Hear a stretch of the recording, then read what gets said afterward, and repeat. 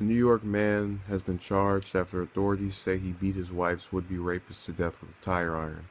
Police initially recommended Mamadou Diallo be charged with manslaughter, but according to a charging document provided by the Bronx District Attorney Office, he was arraigned Tuesday on 2 counts of assault, criminal possession of a weapon, and harassment. Diallo, 61, was released without bail according to Patrice M. O'Shaughnessy in the Bronx DA's office. He left the Bronx criminal courthouse Tuesday evening to cheers from a crowd of supporters. A grand jury will convene to determine whether there is enough evidence to indict Diallo, O'Shaughnessy said. Diallo will be called back within a week and asked whether he wants to testify before the grand jury. I'm looking for anything else to happen today because this is still on CNN's front page, even this was 2 days ago. So he got off, at least for at the moment. And I honestly can't say I would blame the jury if they didn't charge him with some prison sentence or some actual legitimate punishment for taking another person's life, especially under these circumstances. I mean, I can protest how much I'm against the death penalty, but honestly, if someone was trying to rape my wife, I mean, I don't even know how I would react. And I think it would probably be in the same way as him. I don't think I would be in the death necessarily. But again, I don't know. I've never been in that situation. And so I'm kind of coming at this with I don't want to say open mind, but sort of with the sympathy towards him because this wasn't a usual case of someone just being aggressive with no cause. He had a cause, and it's certainly one that I think most of us, especially the most humane, can understand.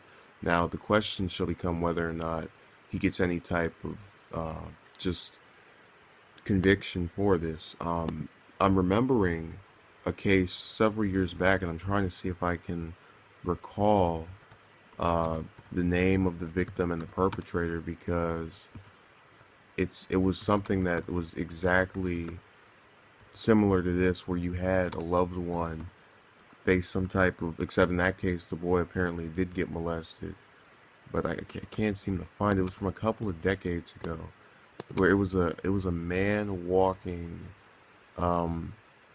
while after he was some kind of martial arts instructor. Can't find it. It's too bad. He was a martial arts instructor, got arrested for apparently molesting children while being martial arts instructor, and then I think he abducted the kids, but here it is. There we go. So this is what I'm talking about. He abducted him. Father believed something happened to him, and while the man was walking with the other with the police, he went and just shot him in the head. I'm trying to see if I can find it. So I know you're just hearing the audio. His father, Gary, was coping with reports that Doucette had sexually assaulted his son. We didn't know what to do. You just feel helpless. 10 days later, No. police flew Doucette back to face trial. Gary Plauche was waiting with a gun. And that's when he shot him. So I'm not gonna, just go in further into that. Gary Plauche is who I'm thinking of, or who's coming to mind right now, because it's just like that, where you have someone, except in that case, the person actually did get he died October of 2014. Wow, I didn't even know. That's who I started thinking about.